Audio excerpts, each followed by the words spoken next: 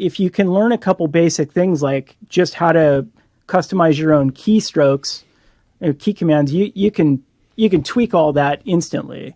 But it probably took me honestly like a year or so to get comfortable in Reaper, Mm-hmm. and then it probably took me another couple years to where I really started to understand like, oh, I can like completely customize this to work exactly how I want.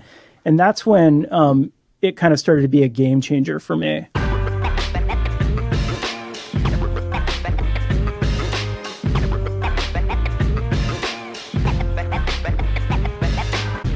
Evan, welcome to the podcast. Good to be here. I've been watching Podcast Haven just kind of on social media the last few years, so it's cool to finally connect with you. Yeah, man, I appreciate that. Yeah, we've messaged each other and looked at each other's posts a little bit. So yeah, I appreciate the follow and the support there. Yeah. And I guess I'm going to start off. What really drew me to like you and your studio and your work is, and I don't want to sound cliche, but the fact that you're in Alaska is super interesting to me. So yeah, tell me a little bit about that and kind of what the podcast scene is like up there. Well, so I'm a lifelong Alaskan. I've lived here my whole life. And I'm in my mid 40s now. So I've been here a long time. Alaska, I love it because I'm really connected to the landscape here. I've kind of grew up doing a lot of outdoorsy stuff, and obviously that's kind of what Alaska is known for. There's a lot of space to kind of stretch out here. As far as like the podcast scene, I mean, I wouldn't even say that there's a podcast scene here. There's a handful of great podcasts. One of my friends does a podcast called Crude Conversations, where he kind of just has conversations with Alaskans. Alaska Public Media has done some really good like narrative, kind of newsy storytelling podcasts, which have been really great. And there's a handful of like other indie people, doing everything from true crime to just different interviews and stuff like that. But there's really not much of a scene here, which is one of the reasons why I reached out to you, is because I'm always looking to kind of connect with colleagues. And most of those are outside of Alaska, to be honest with you. Yeah, that's what I mean. I kind of figured that. I'm here in LA, where it's extremely overcrowded, and the competition, I wouldn't even call it competition, but it seems like there's new podcast studios popping up all the time, and now all the film studios like Warner Brothers. I just read something, actually Lionsgate Film and TV is now launching a podcast division. But yeah, that's cool that you're up there and doing it. At least people have a place to go, and you can be like the guy. But speaking of scenes, I think I saw on your YouTube that you toured in a band for a while. Yeah. So because I did too. Because I guess the reason I'm saying that is because I think a lot of musicians at some point in their lives they play an instrument, they want to learn to record themselves. So maybe they learn like some kind of DAW or music production, and then the timing now, the last few years, podcast is booming. So I see a lot of people getting their recording, producing skills up in music, and then it's hard to make money in music and podcasting now. And it's hard to make money in music, especially where I am. A lot of people transfer from like music to TV and film, but also the last few years podcasting. So, but anyway, let's hear about the band life a little bit. Yeah. So I kind of break like my like adult career into like 3 sections. So the first section was from when I was about 18 till I was 27. I was kind of a full-time mountain climber. Like that's what I did. I worked as a guide on Denali. So I would spend like my summers, working and climbing in Alaska. And then in the wintertime, I would do like the classic, like climbing dirtbag thing where you'd have a little money saved up, and then you'd go down to the desert and rock climb or go to South America or do stuff like that. So I did that for 10 years. And then unfortunately, when I was 27, I got injured, and it ended my career, which was really challenging at the time. It happened quickly. So, I was like, well, what am I going to do with all this energy? And I had always been a guitar player. So then I started a band. And so for the next 10 years of my life, I was basically a full-time musician. And so what I'll say about Alaska is that there's lots of talented people up here, but, kind of back when I was doing the band, it's pretty easy to be a big fish in a small pond here. So like we did really well in Alaska. We kind of established ourselves. We gigged a lot. We were able to not make a lot of money, but make enough money to where we saved our money and like bought a van and drove it down to the States and left it in the States. And so what we did for a couple of years is, we had a van with gear down in Seattle, and we would just fly down to Seattle and tour around the U.S. Did that for a couple of years with another kind of bands, a couple songwriters that I played with. I got to tour once in Europe. But yeah, I mean, I didn't really start doing that till my late 20s. So by the time I was in my late 30s, it's kind of one of those deals, like, what you're talking about. It's like what I learned about music is you can be super talented. You can do everything right. You can be the hardest working band around, but if the certain stars don't align, it's just not going to happen. And I kind of had to come to terms with that. And so that's why probably around 2016, I made a transition to getting into podcasting. And this was after I had done a lot of producing records too for bands. I should have mentioned that. That was kind of another transition. Around 2012, I started doing a lot of production up here for like other artists in Alaska. So that's kind of how I got my audio chops. Yeah, no doubt. My story is a little bit similar in that, I was in a band. I wouldn't say successful by any means, but we got to the point where we were opening up for like some decent acts in our world. We're kind of like a Sublime style band ish, which is here in Southern California. People dig that kind of sound. Yeah. But throughout that time, I was just interested in learning how to record myself, and I bought my first Pro Tools session or Pro Tools rig in 2008. Yeah. And since then, record myself playing guitar, would make like little beats to practice soloing over and stuff. Right. Then eventually got better.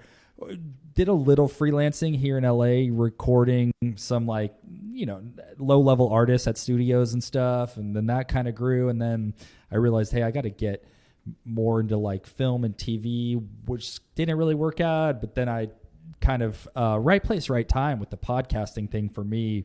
I think I edited my first show in 2015, and then it kind of took off from there. But yeah, man. Well, that's good to hear. I think that's a lot of people's story with music production to podcasting. I also saw that you worked on Climbing Gold with Alex Honnold, which I haven't listened to, and I don't know too much about the guy, but I did watch that documentary on Netflix, The Free Solo. Yeah. That blew my mind. Yeah. So kind of tell me a little bit what that was like. Did you get to meet him? Yeah, so that's actually a fairly recent thing. So and so there's a company that produces that show. They're a media company based out of Seattle. They're called Duct Tape Then Beer. And they kind of primarily do, I would say, mostly outdoor shows. So I just kind of started working with them probably about 3 or 4 months ago. So I worked on 2 episodes for season 3 of Climbing Gold, and I'm starting to work on the next season of Climbing Gold. So all of this is remote. So I'm doing all of my work here in Alaska. And I actually have not even interacted with Alex, because the way it works with Alex is he, like, the show gets scripted, all the interviews with other people get recorded, and all of this pre-production happens before Alex comes in with the other producer and kind of starts doing bits to fill in the show. Voiceover or narrative exactly stuff. Because it's not an interview show with Alex. What it is it's a storytelling podcast talking with other climbers and outdoors people. So it's like Alex and the other co-host Fitz do the interviews with these people, but then we produce them into basically storytelling narrative type productions. They're actually really heavily produced. And I mean, it's crazy how much work goes into one episode. Yeah, no, I can only imagine. Yeah, I've worked on a couple things like that for like some bigger clients, and yeah, just the amount of work, the recording of the interview, sometimes getting like archival tape footage, Yeah. and recording narration or maybe re-recording, Yeah. a lot of the back and forth with the producers. So Yeah. So I'm not sure if I answered your question there, but it's a really cool project. I mean, I'm really into that kind of stuff. Like I'm really into heavily produced big projects because they're creatively really challenging, and I guess I just like that. No, totally. I've done a handful of those myself. I do a lot of just interview talk style shows where it's pretty. I mean, from a production standpoint, maybe drop in like intro music, Right. cut to interview, clean up, maybe an outro, maybe there's an ad in there. But yeah, doing some of the stuff that's a lot more challenging, it makes it more fun because, I'm not knocking it, but after you've mixed, a couple hundred talk Right. show style interviews, it's almost, I've got my my templates, and it's kind of plug and play to some extent. Right. So it's cool to hear that, yeah, you've got the chops and that you've been doing Yeah. Those big productions. Well, I can imagine that that it's challenging. Yeah, it is. There's also something like on the flip side, what you're talking about. I mean, I've done a million kind of just, recording and editing interviews as well. And if you're doing that all the time, or I'll speak for myself, when I'm just doing that all the time, like, yeah, it can get a little bit monotonous, but honestly, sometimes, and I'm sure you can relate to this a little bit, sometimes it's almost like meditative to kind of edit an interview. Like I enjoy it sometimes. I just don't enjoy doing that all the time. Yeah, in a weird way, it is meditative. When you get in a groove, Yeah. and there's no distractions, and you're like starting to rip through it, and like get into like the timing of how people's cadences, how they talk and stuff. I can totally relate to that. I also enjoy listening to people's conversations, which, I mean, you can't always get into the groove of doing that when you're just editing, but like a lot of times I'll get interviews that I didn't conduct, but people will send them to me and just be like, hey, I need you to edit this or clean this up. And it's kind of cool to be a fly on the wall and just get to listen to people's conversations. I really enjoy that. Yeah, I think I was telling my wife or somebody that, yeah, after all these years, and like I've done, fitness shows, done like finance shows, I've done like, shows with like leaders from like the CEO type of shows. It really is interesting, and it's funny how much you learn and you pick up. Like you said, just listening to the conversation and the knowledge that you learn, or different insights to different points of view that you hadn't thought about. I think that's important. Really. Yeah, absolutely. So speaking of production, I'd like to hear a little bit about your setup and your philosophy and the way that you like to edit and mix. I saw that you use Reaper, which I've never used. I think most people, they hear podcasting, at least, with the NPR and like the bigger production houses, they're always talking about Pro Tools or Adobe Audition. Right. But I've seen Reaper come up a lot in the different forums and like Facebook groups I'm in. I've been seeing it come up. Like, so it sounds like it kicks ass. Like it's a cool DAW. It's affordable too, right? Yeah. So Reaper is my DAW of choice. I do have Pro Tools installed on my computer, just because every now and then, like I've done projects where it makes sense to use Pro Tools.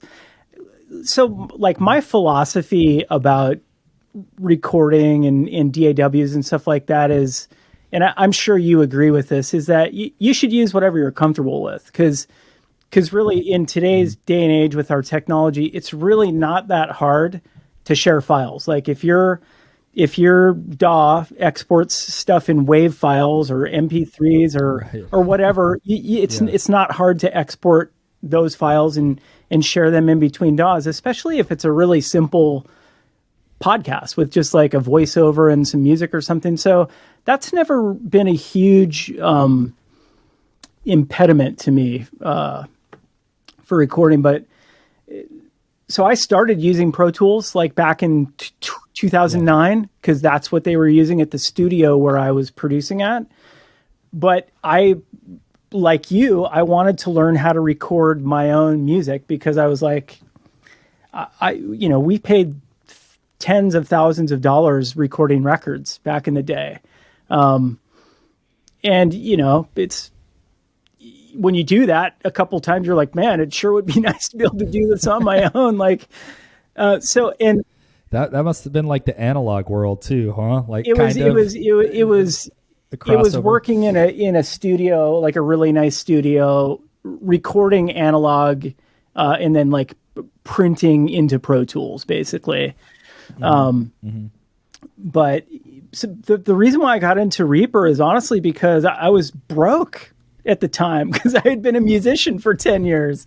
So I was like, man, I don't have like, at the time, like Pro Tools was whatever, $500 or whatever. Back in 2009, this was before there was a subscription.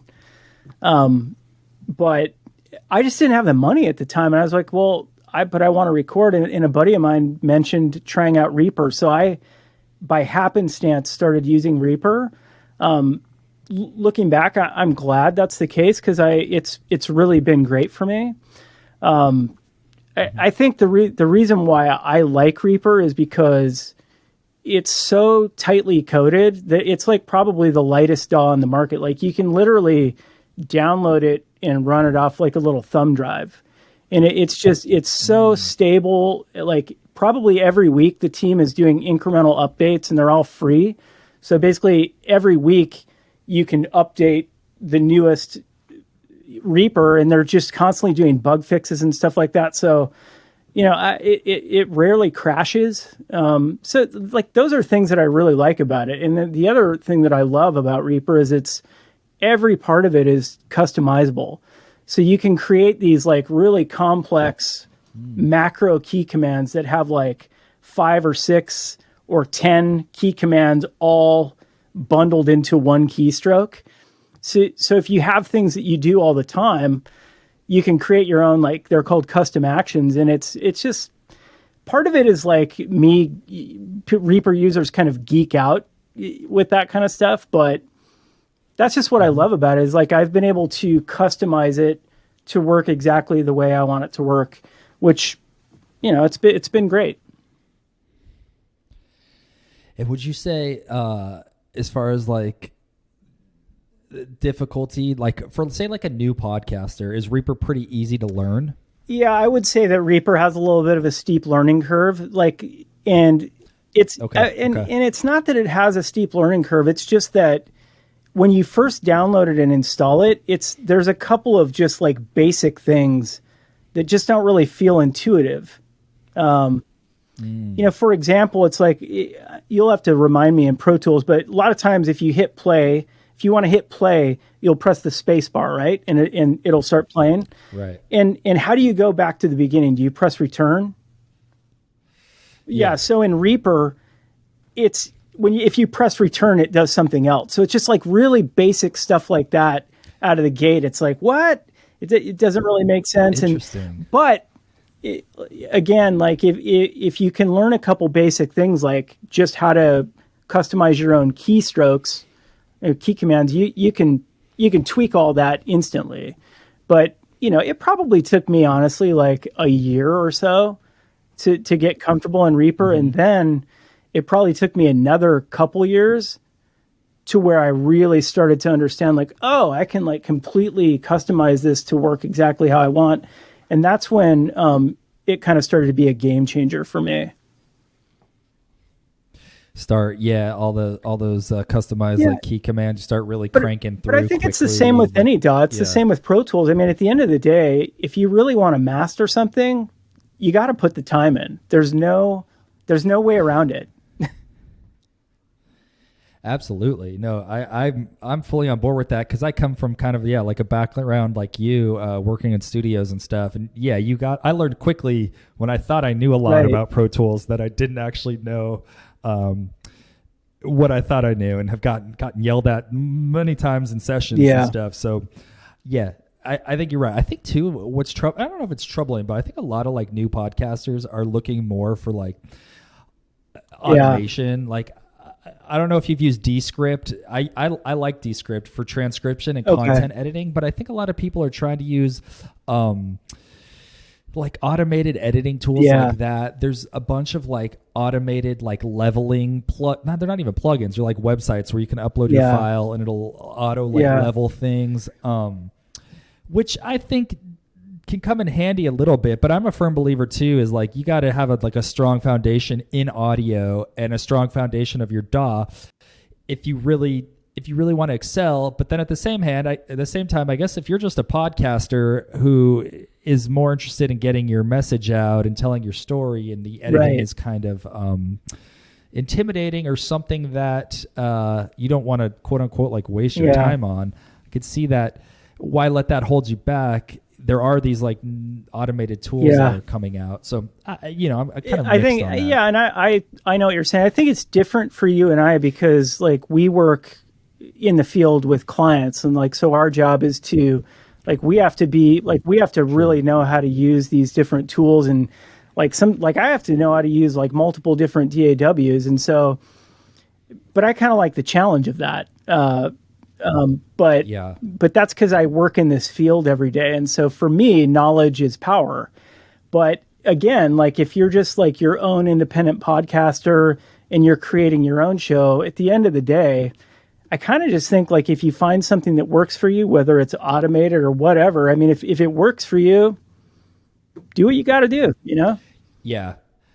Yeah, that's a good message too, because I think whatever's allowing you to get your message out in your podcast episodes out, there shouldn't be things that could hold you back. If there's technology that makes your life easier, then I'm all for people creating things that they want to create. So just think about how much technology has changed since you and I.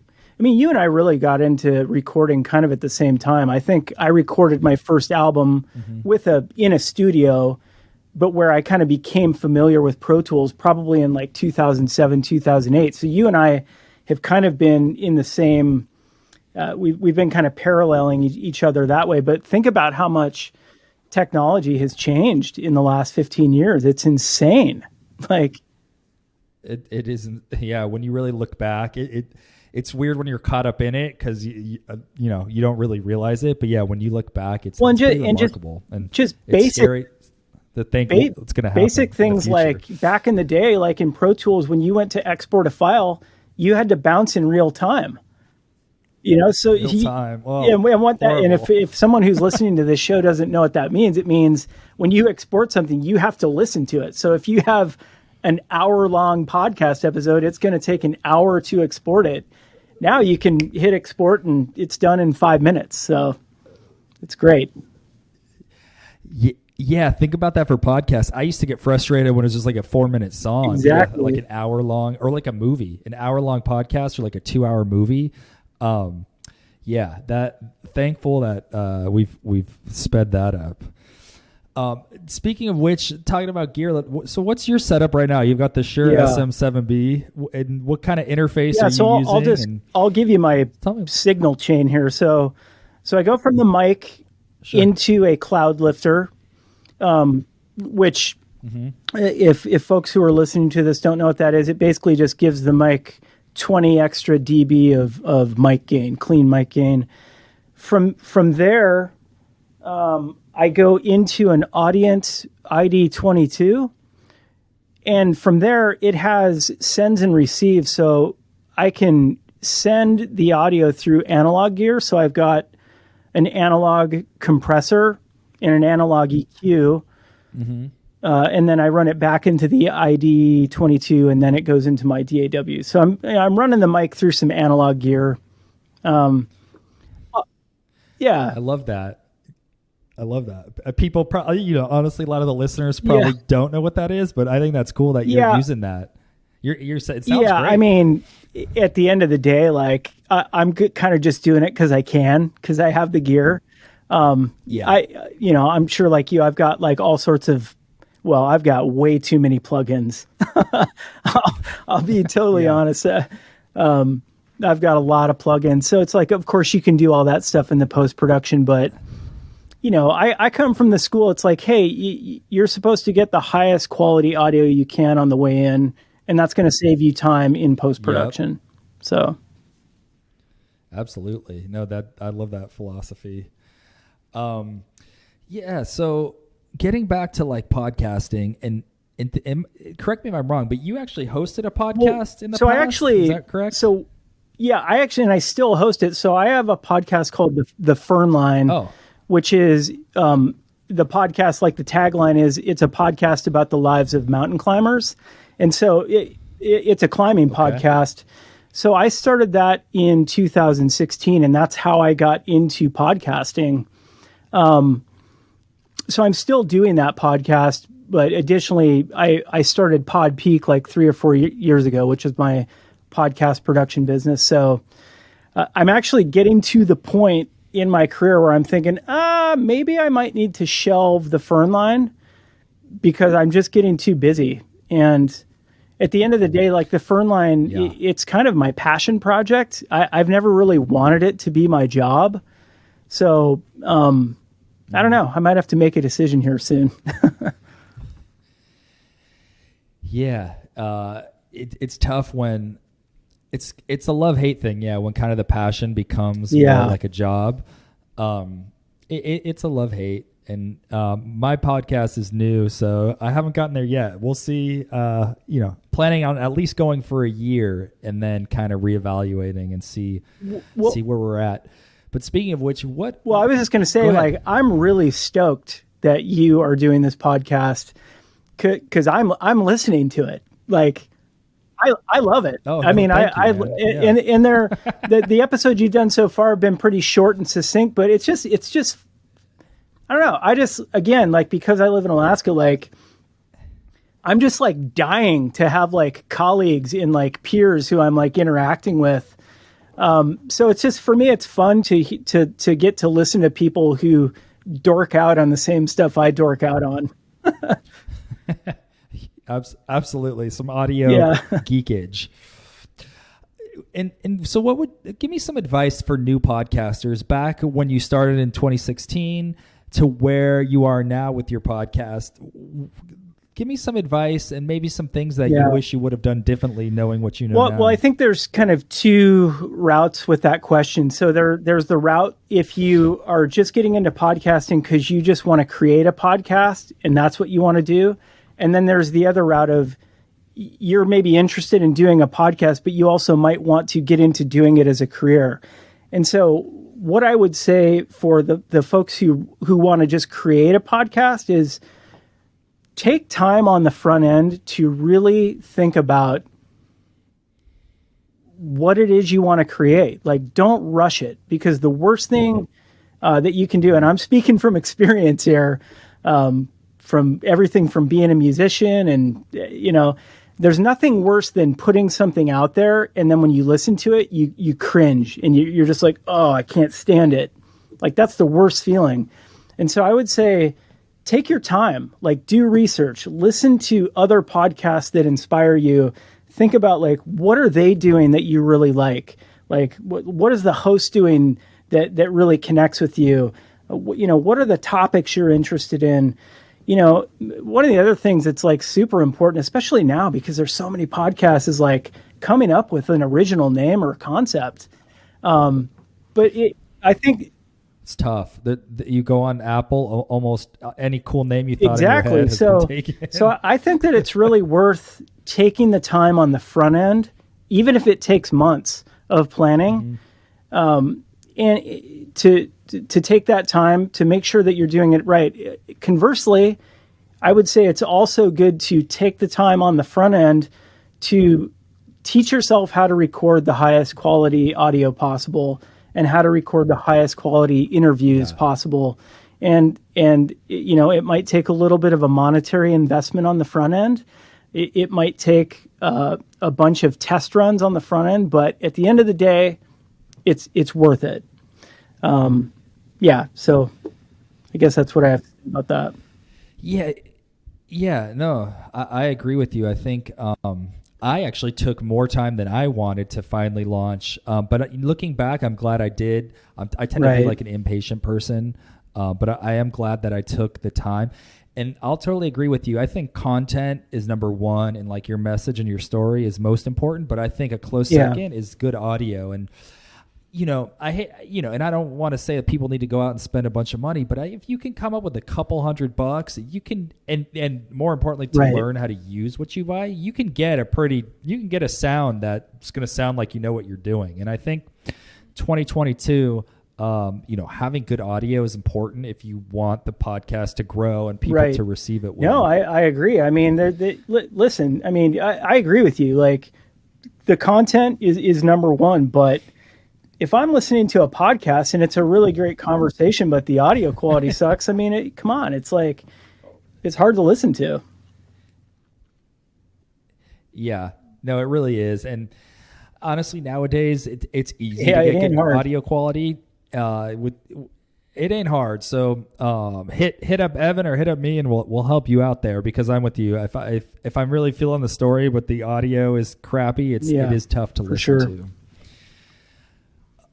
So where do you give me a little breakdown of where do you think the podcasting industry is headed? Because I personally think it's still early. There's still a lot of growth and a lot of opportunities. I'd love to hear what you think about the industry as a whole, and maybe if there's any kind of momentum in Alaska, if the podcast scene is, or the lack thereof is Yeah, I growing. mean, so I would say like one of my deficits as like a person working in the industry is like I'm really good at the creative side. Like that's what I excel at, but I'm not really good at like the data and analytics side of stuff. It's something that I need to get better on.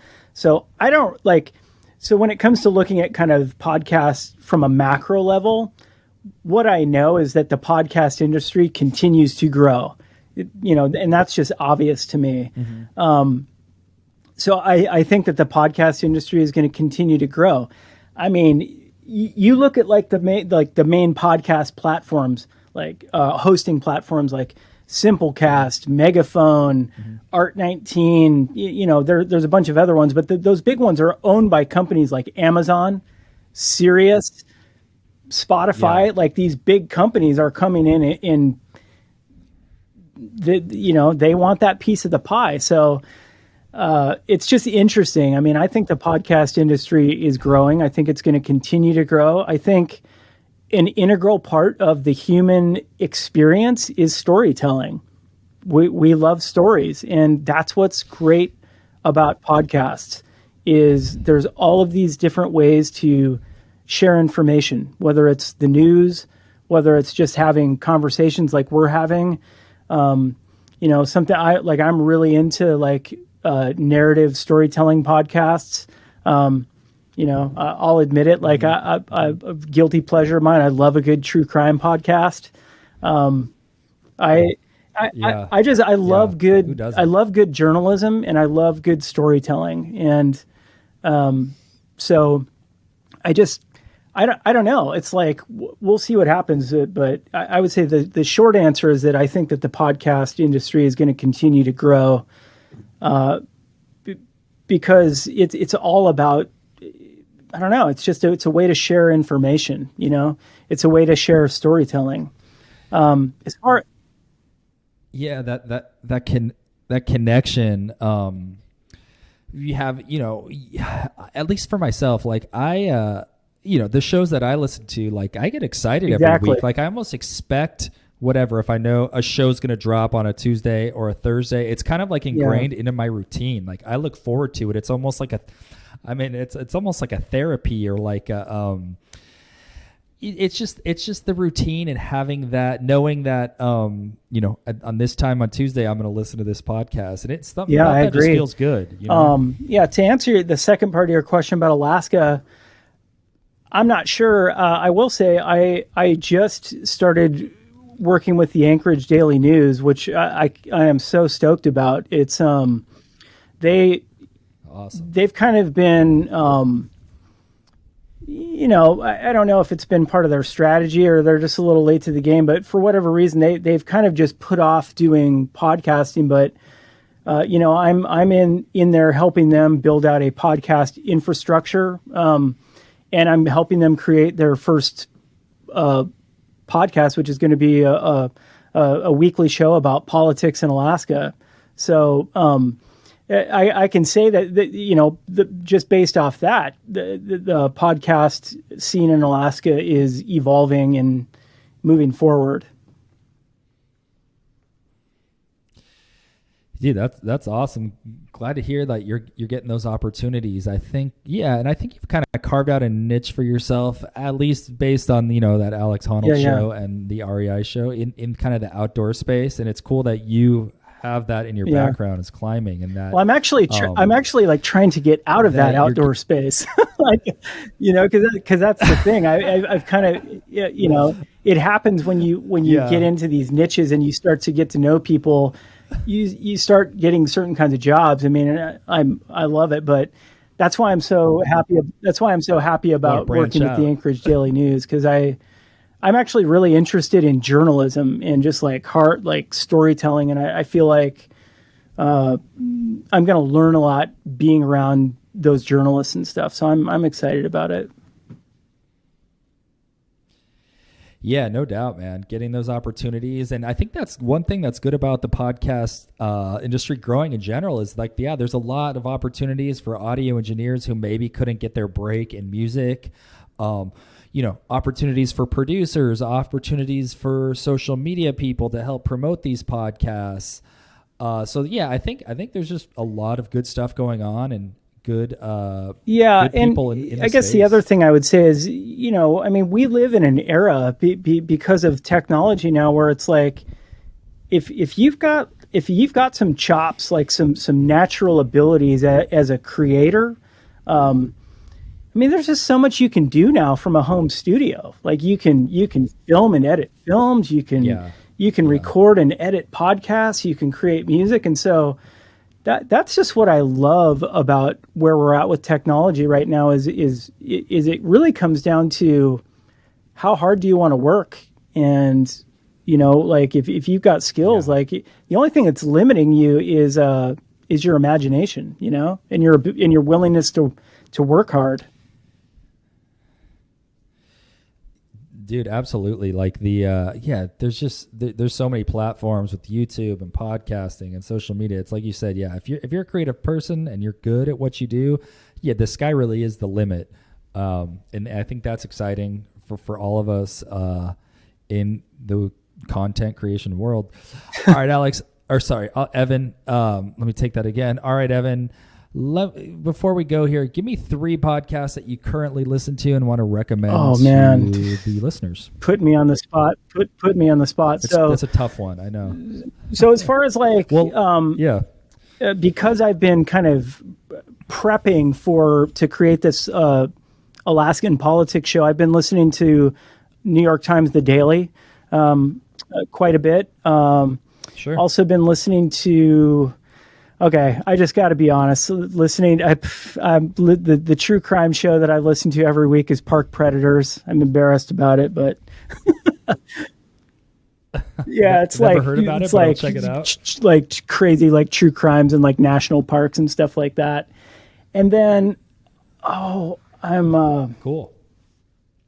Let me look at my shows. Oh, I can tell you, it's another true crime one. Unsolved Mysteries. Okay. Okay. That's got to be a big one. Yeah, that's cool, man.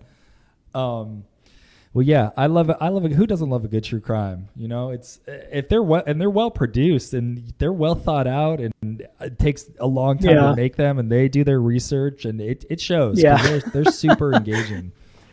Yeah. Well, cool, man. Well, that's it for the interview. Give me anything you want to plug, what you're working on, your website. I know you mentioned the paper that you're going to be doing some stuff for. Yeah, so I'm just like an indie podcast producer based in Alaska. If anyone's interested, you can check out my website, which is podpeak.com, and you can just kind of see some of the work I do there. I also have a YouTube channel, which is just under PodPeak, where I do a lot of like Reaper tutorials. So I would say, yeah, if people are interested in learning Reaper, there's a lot of good YouTube channels that do Reaper tutorials. So, my latest video, I just made some new sound panels for that Anchorage Daily News studio. So I saw yeah, that. I just really enjoy making those videos. That's just kind of a hobby for me. So yeah, check out the website, check out the YouTube channel, and I would just say continue listening to Eric's podcast because it's a lot of really good information for getting into the space. Yeah, we will. Yeah, let's stay in touch. Okay. All right.